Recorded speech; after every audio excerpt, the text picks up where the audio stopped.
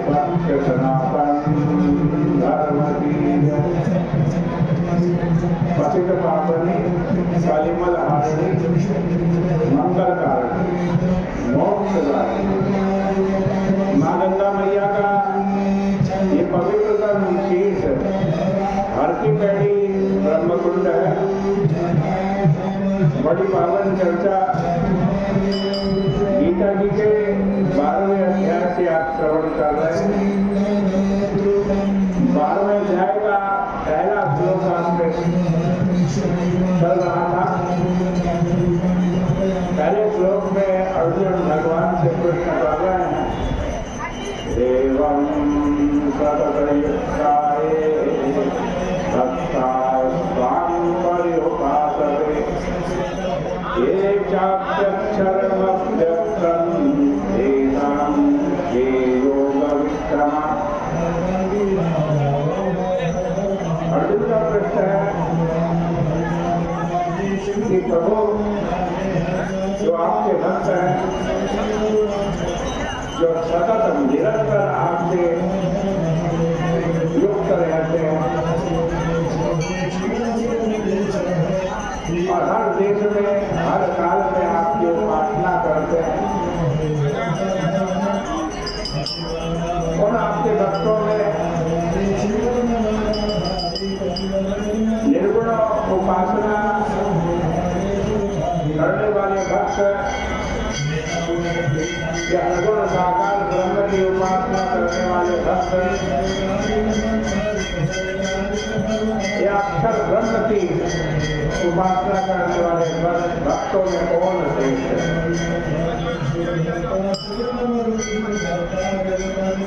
आपके सामने चर्चा चल रही थी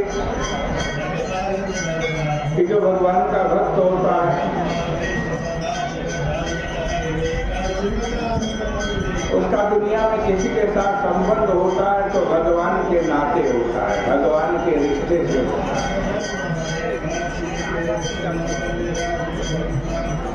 और जो भगवान से प्रेम नहीं करता वो चाहे अपना कितना सगा संबंधी स्नेही क्यों ना हो, भक्त उसको एक शत्रु के समान छोड़ देता है, त्याग देता है। हरि से लागा रघु रे भाई तेरी बनत बनत बन जाए।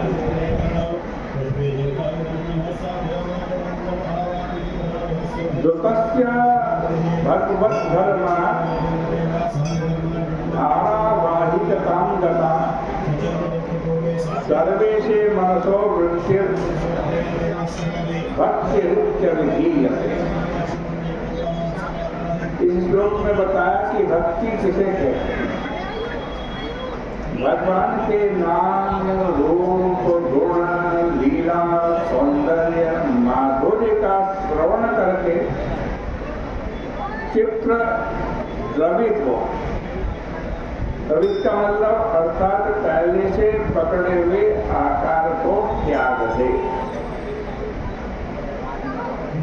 जैसे लाख होती है ना, दस्ता होता या सोना होता है, उसको हम जब जलाते हैं तो पहले उसका जो आकार होता है वो नष्ट हो जाता है। सोना पहले कंगन था, पिघलाए जाने पर उसने कंगन का आकार छोड़ दिया। ठीक इसी प्रकार हमारा जो चित्त है, इस चित्त में पहले स्त्री थी, पुत्र था, भवन था, धन था, इसका आकार हमारे चित्त में बना हुआ।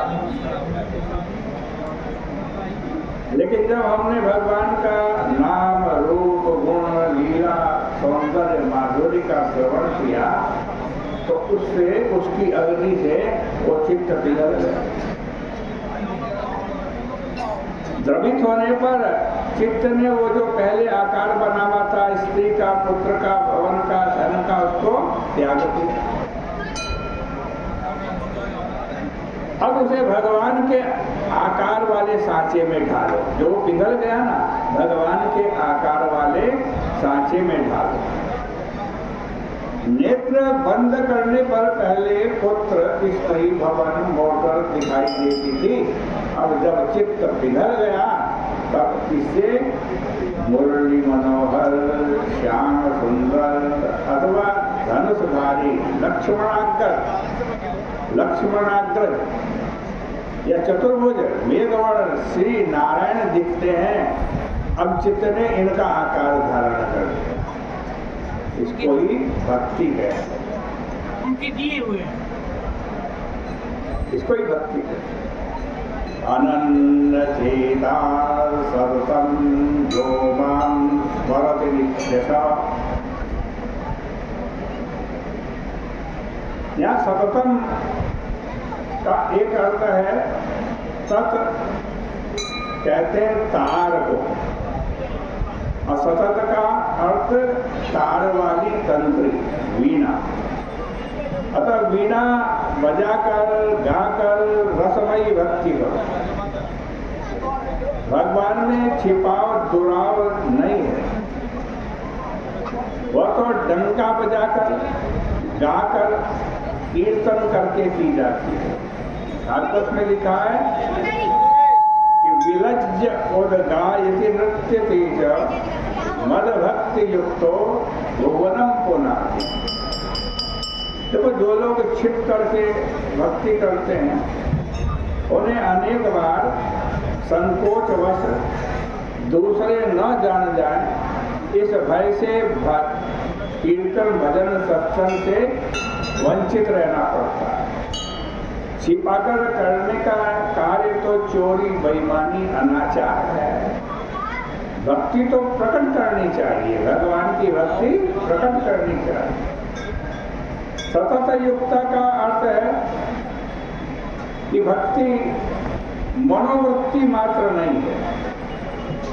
मनोवृत्ति सतत नहीं रहती, वह सुसुप्ति अवस्था में तमोगुण में लीन हो जाती है। तमोगुण का अर्थ है स्थूल देह, हड्डी, मांस, चर्म आदि से बना हुआ यह देह तमोगुण का कार्य है। मनोवृत्तियां इसी द्रव्यात्मक शरीर में, ये जो हमारा द्रव्यात्मक शरीर है इसमें लीन होता है। शरीर का स्पर्श करो, इसे हिलाओ डुलाओ तो वे जागे। लेकिन भक्ति तो ऐसी वस्तु है जो मनोवृत्तियों के लीन हो जाने पर भी रहती है भाई। स्मृति तथा विस्मृति दोनों में भक्ति रहती। इसी से उस भक्ति को सतत रखा जा सकता है। सतत माने निरंतर रखा जा। देखो, पुत्र का स्मरण होना अलग बात है, उसे भूल जाना दूसरी बात, और उससे प्रेम होना इन दोनों से भिन्न बात है। कार्य करते समय पुत्र का स्मरण नहीं रहता, किंतु इससे पुत्र में जो प्रेम है वो घट नहीं जाता। इसी प्रकार कार्य के समय अथवा निद्रा में पति, पुत्र, धन आदि सब भूल जाते हैं, किंतु उसका प्रेम बना रहता है। प्रेम विस्मृति से, भूल जाने से नष्ट नहीं होता और स्मरण करने से उत्पन्न नहीं होता। प्रेम तो स्मृति विस्मृति से भिन्न है, वह रागात्मक संस्कार है। भक्ति रागात्मक संस्कार है। अतः ऐसी भक्ति करो जो भक्ति आपके नस नस में समा जाए। बोले गंगा मैया की जय। आइए